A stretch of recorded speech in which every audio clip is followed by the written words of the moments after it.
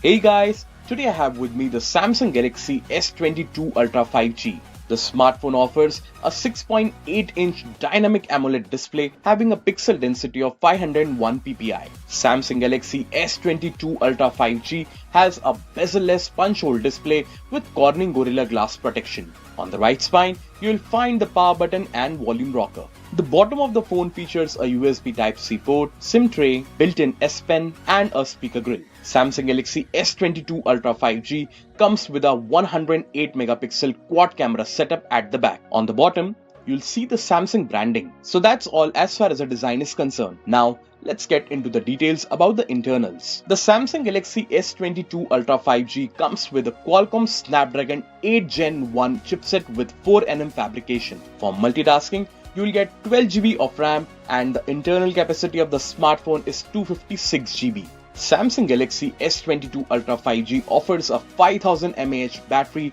powered by a 45-watt fast charging facility.